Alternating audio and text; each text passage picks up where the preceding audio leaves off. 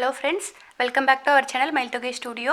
இந்த வீடியோல நம்ம next hand embroidery stitch பார்க்கலாம். Wiped back stitch. இது எப்படி போடுறதுன்னு பார்க்கலாம்.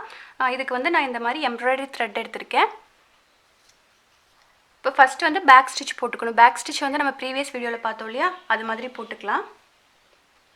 இங்க இருந்து thread எடுத்துக்கோங்க.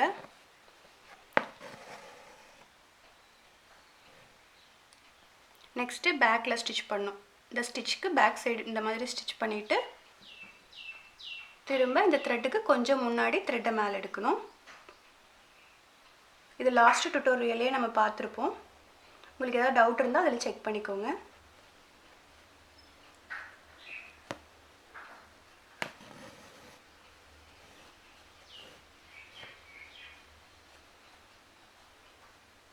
திரும்பவும் இந்த கேப் ஃபில் பண்ணனும். அதாவது இந்த பேக்ல ஸ்டிட்ச் பண்ணி திரும்பி இந்த மாதிரி ஃப்ரண்ட் சைடு எடுக்கணும்.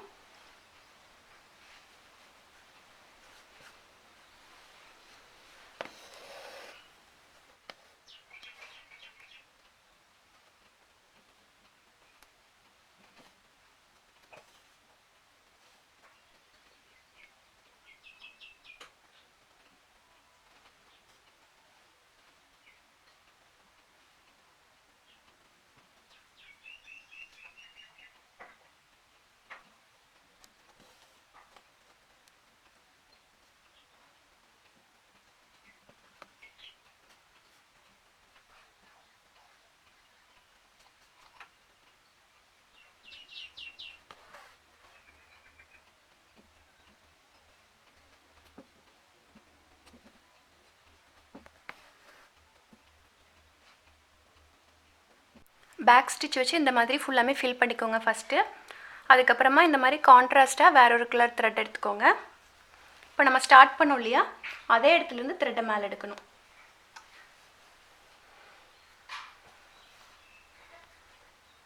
இப்போ இங்க இருந்து த்ரெட்டை மேல எடுத்துக்கலாம்.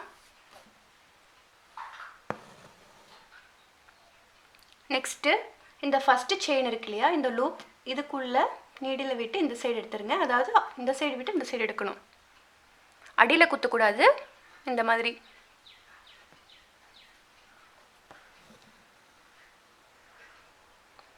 நெக்ஸ்ட் வந்து செகண்ட் லூப்.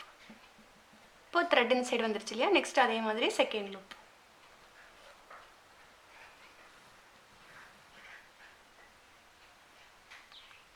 அதுக்கு அப்புறம் தேர்ட் லூப். இந்த மாதிரி ஃபுல்லா கண்டினியூஸா ஸ்டிட்ச் பண்ணனும்.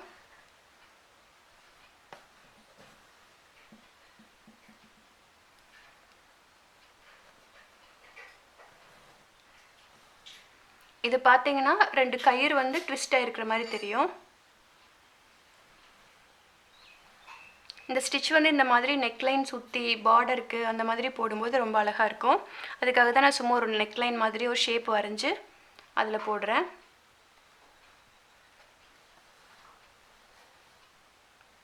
இப்போ பாருங்க நார்மலா இந்த மாதிரி ஹேண்ட் எம்ப்ராய்டரி வச்சு நெக் லைன் ஃபுல்லா இந்த மாதிரி ஸ்டிட்ச் பண்ணிக்கலாம். இப்போ ஆரியில வந்து லோட் பண்ணுவோம் இல்லையா? டபுள் கலர் வச்சு லோட் பண்ணுவோம் இல்லையா? அதே மாதிரி கிடைக்கும். இந்த த்ரெட் வந்து கொஞ்சம் திக்கா இருக்கிறதுனால உங்களுக்கு நல்ல ஒரு டைம் போட்டாலே நல்ல ஃபினிஷிங் கிடைக்கும்.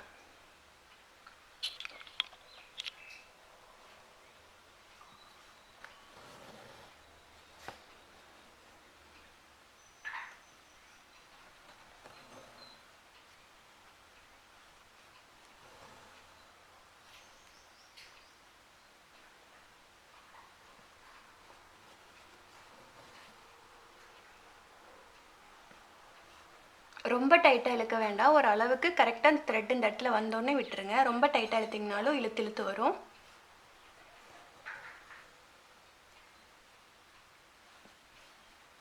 அதே மாதிரி ஃபர்ஸ்ட் இந்த பேக் ஸ்டிட்ச் போடுறீங்க இல்லையா? அது வந்து ஒரே அளவா போட்டுக்கோங்க. லெந்த் வந்து ஒரே அளவா போடணும்.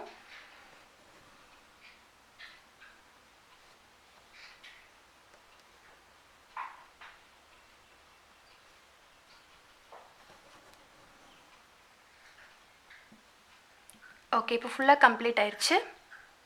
இப்போ வந்து த்ரெட் அடியில எடுத்துக்கோங்க. அடியில எடுத்துட்டு நம்ம நாட் போட்டுடலாம். திரும்பவும் த்ரெட் மேல எடுத்துக்கோங்க. மேல எடுத்துட்டு அடியில ஒரு லூப் மாதிரி ஹோல்ட் பண்ணிட்டு நம்ம நாட் போடுவோம் அதே மாதிரி தான். இப்படி நாட் போட்டு எண்ட் பண்ணிரலாம்.